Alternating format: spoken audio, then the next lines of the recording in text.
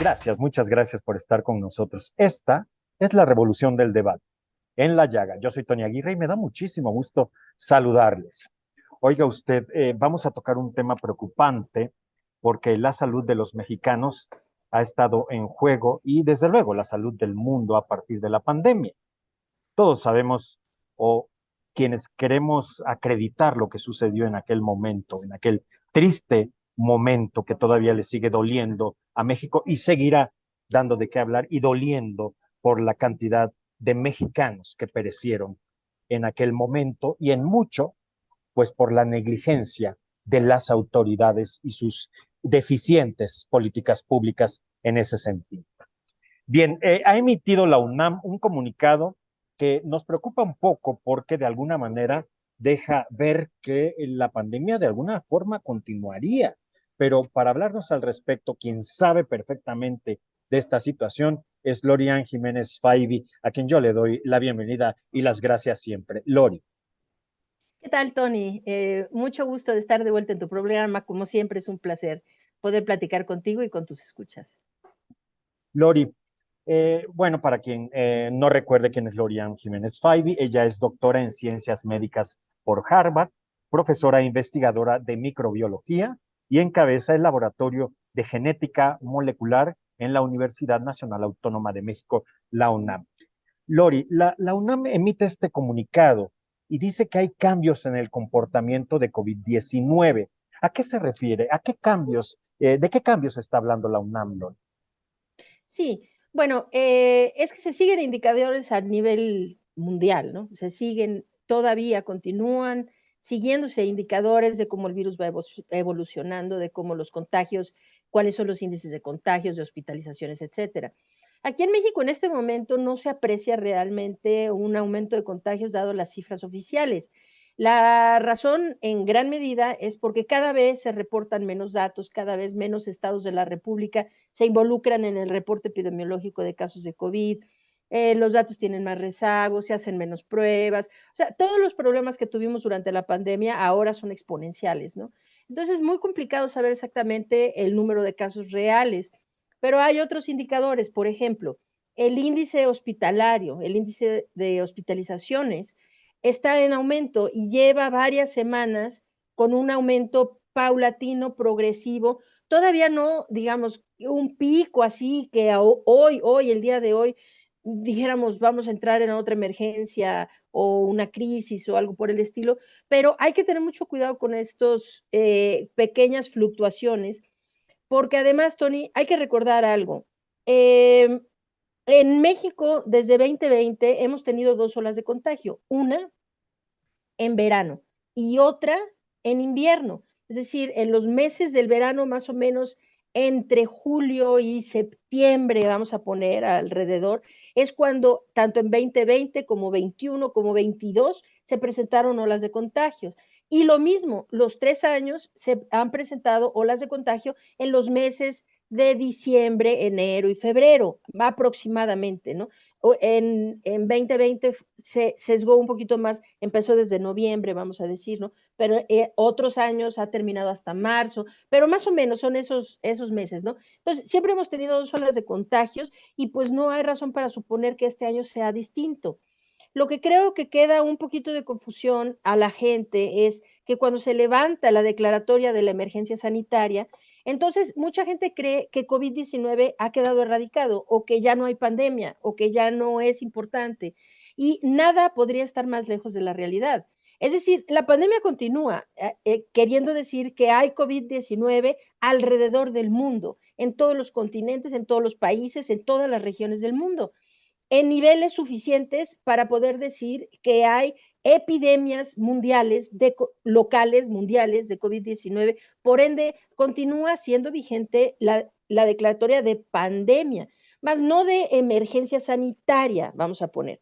Desde que vinieron las vacunas, se ha mejorado radicalmente la emergencia sanitaria. Los hospitales no han tenido la misma carga que tuvieron antes de la vacunación, no es el mismo número, desde luego, de defunciones que tuvimos antes de la vacunación. Por ende, se levanta la emergencia sanitaria, pero COVID-19 sigue aquí sigue entre nosotros, sigue siendo una pandemia y sigue siendo una enfermedad grave, potencialmente letal. Para nada más hacer un hincapié sobre esto, los últimos datos del INEGI, para que la gente lo sepa, COVID-19 en 2020 fue la segunda causa de muerte a nivel nacional, la segunda causa más frecuente de muertes a nivel nacional, considerando tanto hombres como mujeres. En el 2021 pasó a ser la primera causa de muertes. Para el 2022, cuando ya llevábamos casi 2 años de vacunación, ¿sí? de campaña de vacunación contra COVID-19, se esperaba que COVID-19 ya no fuera una de las más frecuentes causas de muerte, y sin embargo lo siguió siendo. En 2022, hasta diciembre de 2022, COVID-19 fue la sexta causa de muerte general a nivel nacional, representando la séptima causa en hombres y la quinta en mujeres. Entonces, esto quiere decir que sigue siendo una de las 10 principales causas de muerte, por arriba, muy por encima de influenza, otras muertes por enfermedades respiratorias, por arriba de los accidentes cerebrovasculares, que también son enfermedades que están dentro de las 10 principales, pero COVID-19 las rebasa. Así que, pues COVID aquí sigue. Y como es de anticiparse, pues sí, en este verano sí se ve que ha habido un aumento en la tasa de hospitalizaciones y se espera que ahora, entrado ya, finalizando el verano, vamos a volver a ver una ola de contagios a final de año. Este es el comportamiento que ha tenido el virus los 3 años de pandemia, y este año, si bien podemos esperar que, dada la vacunación y la exposición que tanta gente ha tenido al virus, las muertes desde luego sean mucho menores, pero esto no quiere decir que no sigue siendo un problema importante que debemos atacar, prevenir y concientizarnos sobre él. El virus sigue circulando ampliamente, lo dice la UNAM y lo corrobora Lorian Jiménez Faibi. Hay relativa calma también, menciona. ¿Qué quiere decir la UNAM con esto, Lori? ¿Que debemos preocuparnos, debemos tener miedo o qué? No, creo que es muy prudente el comunicado que emitió la UNAM, es muy prudente y muy responsable. La UNAM está por volver a clases la semana próxima, es una comunidad realmente gigantesca, como todos sabemos, en la UNAM, y dentro de estas comunidades en donde la gente pasa mucho tiempo en espacios cerrados, estáticos en espacios cerrados, los índices de contagio pueden dispararse. Así que yo creo que fue una medida muy responsable, muy prudente, muy pertinente de la UNAM emitir este comunicado. Ahora, a tu pregunta, debemos asustarnos, debemos tener miedo, debemos tener pánico, debemos pensar que las cosas... Es decir, Tony, la realidad es que salvo que algo muy realmente extraordinario ocurra en términos de la evolución del virus, no, nunca vamos a volver a ver el desastre que vimos previo a la vacunación. Es decir, de los hospitales desbordándose, de miles de personas muriendo, centenas diariamente. Esta situación no la vamos a volver a ver en ninguna parte del mundo, salvo que la evolución del virus haga algo que sea completamente inusitado, extraordinario, que no estamos ahorita con la posibilidad de preverlo. Pero hay que recordar que la razón por la que esto sucedió el primer año de pandemia, previo a la vacunación, es porque este virus era nuevo. El ser humano jamás había estado expuesto a él, de tal manera que no habían humanos que tuvieran inmunidad contra el virus. No habíamos jamás, éramos todos vírgenes a la exposición de este virus. Entonces, una vez que hay tanta gente que ha sido expuesta al virus directa, indirectamente, que ha sido infectada, que ha estado cerca de personas infectadas y además, y principalmente, desde luego, por la vacunación que se ha dado, pues claro, pues ahora los seres humanos somos más competentes para afrontar esta amenaza, de tal suerte que no se espera que jamás vayamos a tener esa situación. Así que tener miedo, tener pánico, pensar que podemos volver a eso es completamente descabellado. Lo que necesitamos, sí, es no descartar COVID-19 como, bueno, eso ya pasó, eso ya no me preocupa, eso ya no es grave, porque no hay peor error que ese. Es decir, es como otras enfermedades. Yo quiero suponer que cualquiera de nosotros quiere protegernos contra infectarnos de VIH, de cólera, ¿no? De sarampión, de poliomielitis, ¿sí? Es decir, estas son enfermedades graves que pueden llevarnos a morir. Ahora COVID-19 es una más de ese arsenal, de la cual debemos estar conscientes y debemos hacer todo lo prudente para protegernos y para evitar contagiarnos y desde luego enfermar de gravedad y en último caso morir. Lori, volvemos en todo caso a las medidas higiénicas que todos conocemos o qué habría que hacer. Bueno, hay que hablar bien de qué medidas son las que necesitamos hacer. Cuando se habla de medidas higiénicas, es decir, contra este virus, esto, pues sí, la higiene es algo muy positivo. Hay que ser personas pulcras en nuestra higiene personal. Esto es bueno en todos los sentidos. Sí, el lavado de manos es bueno en todos los sentidos y previene muchas enfermedades de muchos tipos y esto hay que hacerlo. Ok, muy bien. Pero a ver, ¿qué necesitamos hacer contra COVID-19 de forma específica? ¿Sí? Específicamente contra COVID-19, pues ya sabemos, el virus se transmite por la vía aérea. El virus está suspendido en partículas invisibles que no podemos ver, que migran distancias pues relativamente grandes, que quedan suspendidas y permanecen durante periodos relativamente prolongados de tiempo. Entonces, lo que necesitamos cuidar es principalmente la infección o la transmisión por esta vía de contagio, por la vía aérea. Y ahora, ¿es lo mismo ahorita que como fue en el 2020 o el 2021? No, no es lo mismo, pero sí es igual la forma de protegernos. Es decir, ahorita la medida de cubrebocas, todo mundo, todo el tiempo, bajo cualquier circunstancia, pues sí parece que ya es un poco descabellada. Es decir, no es, sería ya exagerar mucho pensar que toda la gente, incluso al aire libre, caminando por las calles, yendo a tal o cual lugar donde hay espacios muy abiertos, a espacios grandes, necesita ponerse un cubrebocas por estar en un espacio público, pues la respuesta posiblemente lo más seguro es no, no lo necesita. Pero a ver, sí necesitamos estar conscientes de cuáles son las situaciones de alto riesgo. Y con COVID-19, cualquier situación que implique estar en un lugar cerrado, particularmente si este lugar tiene poca ventilación, y vamos a permanecer, hay otras personas y ahí vamos todos a permanecer durante tiempos prolongados, es decir, más de 20, 30 minutos en este espacio de mala ventilación de varias personas con el aire estático. Esos son los espacios en donde, pues sí, hay que ir otra vez a nuestra bolsita, sacar nuestra cubrebocas y protegernos. En esos casos sí, hablamos, por ejemplo, aulas en las escuelas, desde luego, el transporte público, las salas de espera, sitios de reunión en donde son espacios cerrados que no se ventilan. Todos estos lugares son lugares de alto riesgo.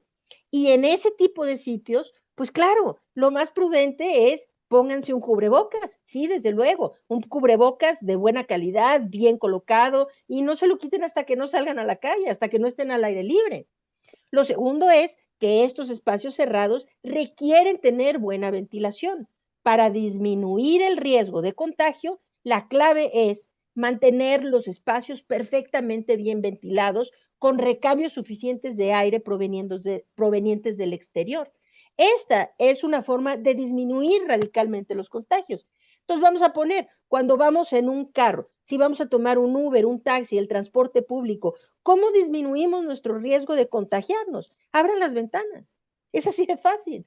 Abran las ventanas. Abriendo las ventanas, el riesgo de contagio en un Uber, ir con las ventanas cerradas y platique con el chofer o con nuestros acompañantes o qué sé yo.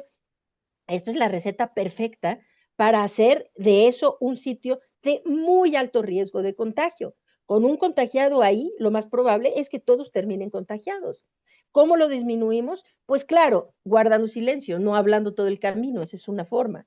Otra forma, pónganse un cubrebocas. Otra forma, abran los vidrios. Si pueden hacer las tres, mejor. Si pueden solo bajar los vidrios, pues bajen los vidrios, ¿no?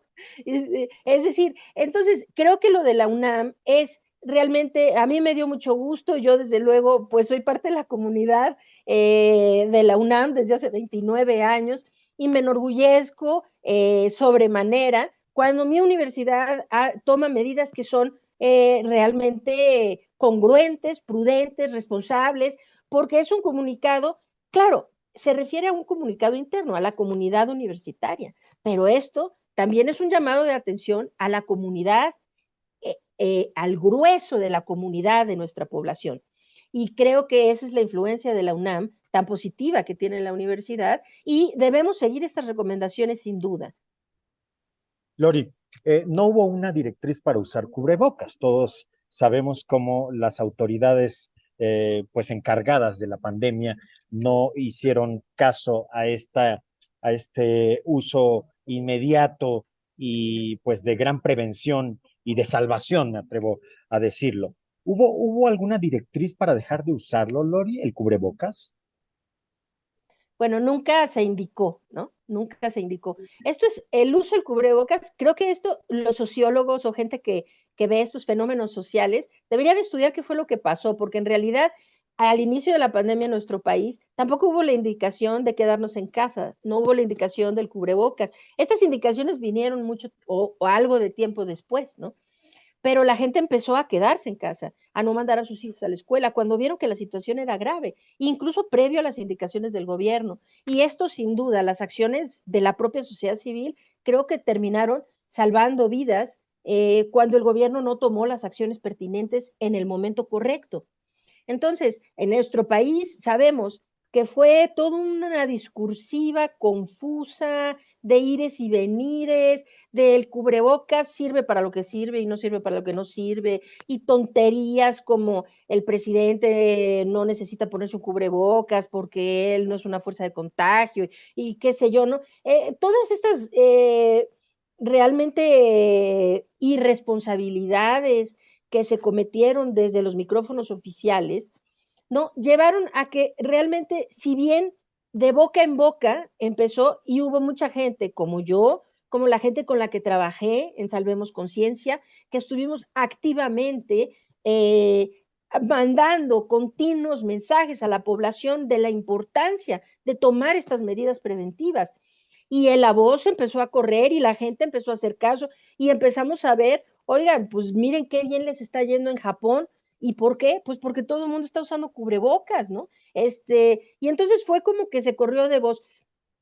Y de repente hubo algunos estados que dijeron, sí, el uso del cubrebocas en este estado va a ser obligatorio cuando entras al banco o cuando... Y fueron incluso los comercios o los negocios individuales quienes decidieron cuál era su política para el uso de cubrebocas. O sea, entrar al banco, el gobierno nunca dijo, para entrar al banco es obligatorio el cubrebocas, pero Bancomer sí le dijo a sus clientes, si van a entrar aquí tienen que ponérselo, si no, no entran, ¿no?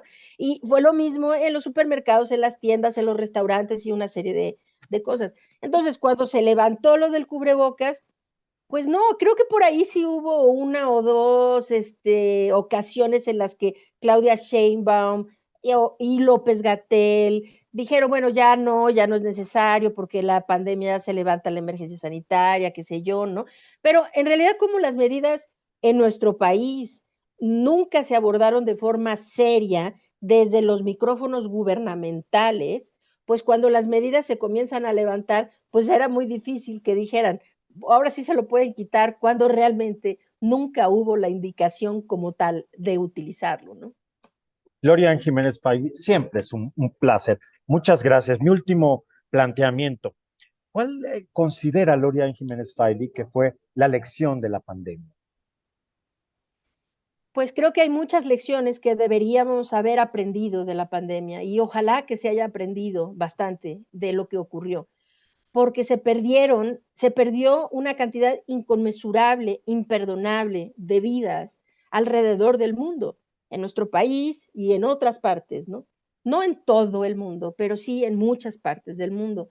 Creo que una de las lecciones más importantes es que este tipo de eventos sanitarios catastróficos no deben ser manejados, llevados por los políticos. Deben haber mecanismos que pongan candados a que en estos casos, digo, supuestamente había un candado, que era el Consejo de Salubridad General, ¿no? En nuestro país. Pero lo que terminaron haciendo es silenciando al Consejo aboliéndolo prácticamente, porque ahora pues el Consejo es parte de los aplaudidores de López-Gatell, ¿no? Por ejemplo, ¿no? No hay tal, pues, Consejo de Salud General en nuestro país, por lo menos no uno independiente, no un consejo independiente, ¿no? Que tenga voz propia y que tenga autoridad para tomar decisiones, etcétera, en eventos como el que se presentó. Yo creo que se necesita las decisiones cuando, por ejemplo, los países en donde fueron los científicos, la evidencia de la ciencia, lo que guió las decisiones que se tomaron para afrontar la crisis, esos países reflejan muchas menos muertes, pero así increíblemente menos cantidad de muertes que los países como lo hicieron en general los europeos, el continente americano, salvo algunas muy contadas excepciones. O sea, Costa Rica lo hizo muy bien. Hay países aquí, Uruguay lo hizo muy bien, Chile, pues más o menos lo hizo bastante bien también, pero en general, bueno, Canadá lo hizo bien. De Estados Unidos para abajo en general, pues fue así, fue un desastre, ¿no? Y en todos hay un común denominador, que fueron los políticos y la politización de la crisis sanitaria lo que llevó a tomar tantas decisiones equivocadas que finalmente repercutieron en el número de muertes.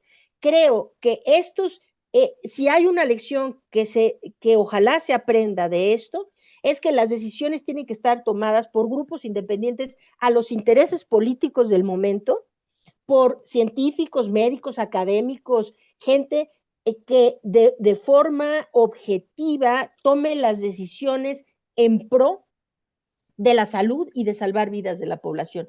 Yo pensaría que si hay un aprendizaje, un aprendizaje así supremo que debemos tomar de toda esta catástrofe, debe ser ese. Gloria Jiménez Faibi, muchas gracias. Gracias siempre. Al contrario, Tony, un placer, como siempre. Gloria Jiménez Faibi, una de las voces más autorizadas, una de esas voces críticas e informadas que surgió en esa etapa, una de las crisis más fuertes que ha vivido la humanidad, y México no escapó a ello. Gracias, gracias, Lori. Bien, llegamos al final de esta emisión. Compartan, por favor, de manera pues generosa esta información de viva voz de una de las protagonistas de la vida pública de nuestro país. Yo soy Tony Aguirre. Gracias. Hasta la próxima.